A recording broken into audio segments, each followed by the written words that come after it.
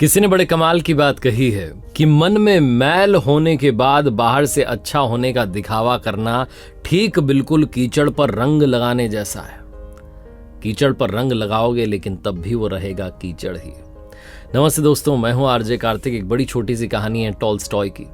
उन्होंने लिखा कि एक बिशप जो थे चर्च के, उनके पास प्रवचन के लिए आने वाले लोगों की संख्या कम हो गई थी। तो बिशप ने पता किया तो उन्हें मालूम चला कि उनके यहाँ जो लोग आ रहे थे वो झील में एक टापू था।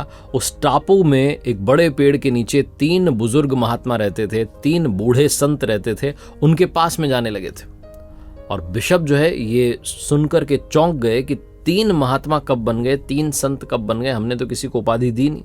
ये 3 लोग कौन हैं, कहाँ से आए? तो लोग कहते थे कि हमें पता नहीं है कहाँ से आए, लेकिन बहुत चमत्कारी है। बिशप को समझ नहीं आता था कि क्या हो रहा है। धीरे धीरे उनके आने वाले लोगों की संख्या बहुत कम हो गई। तो बिशप जो थे एक दिन नाव में सवार होकर के उस झील में गए। बीच में वो टापू था और उस टापू में एक पेड़ था जिसके नीचे वो तीनों बैठे हुए थे, 3 बूढ़े लोग। जाकर के बिशप ने कहा कि तुम्हें महात्मा किसने बनाया, संत किसने बनाया? तो उन तीनों ने कहा कि नहीं, हमें तो किसी ने नहीं बनाया और आप यहाँ तक आए, आपने कष्ट किया, उसके लिए आपको प्रणाम है। हम कोई संत नहीं, हम तो साधारण मनुष्य हैं। बिशप ने कहा अच्छा ये बताओ तुम्हें प्रार्थना आती है जो हम चर्च में सुनाते हैं, सिखाते हैं? उन तीनों ने कहा नहीं, हमें नहीं आती और हम तो यही सीखने के लिए आपके पास आना चाहते थे। तो बिशप ने कहा फिर तुम क्या करते हो, क्या है तुम्हारी प्रार्थना, क्या बोलते हो तुम ऊपर वाले से?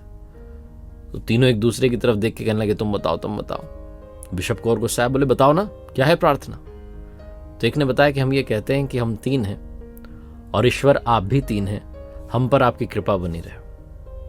बिशप जो था और आग बबूला हो गया, कहने का ये प्रार्थना है? हम 3 हैं, आप भी 3 हैं, हम पर कृपा बनाओ, चर्च की प्रार्थना याद करो। तो उन तीनों ने कहा बताइए, आप ही बता दीजिए महाराज क्या है प्रार्थना। तो बिशप ने प्रार्थना सुनाई। उन तीनों ने कहा तो बहुत बड़ी है, तो याद ही नहीं होगी। बिशप ने कहा क्यों याद नहीं होगी, बड़ी छोटी सी प्रार्थना है, चलो मेरे साथ साथ रिपीट करना शुरू करो। तो उन्होंने रिपीट करना शुरू किया।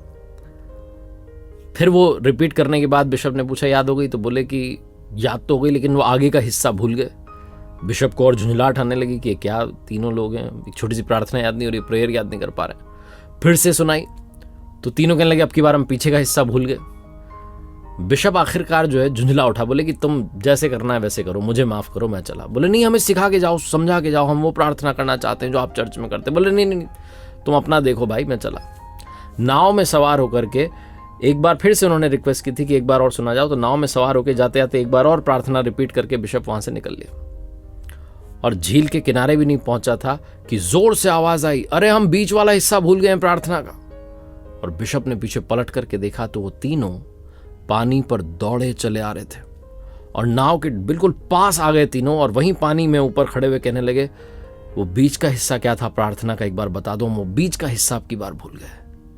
बिशप ने तीनों को प्रणाम किया और कहा मैं आपको क्या बताऊं, आपकी प्रार्थना सर्वश्रेष्ठ है।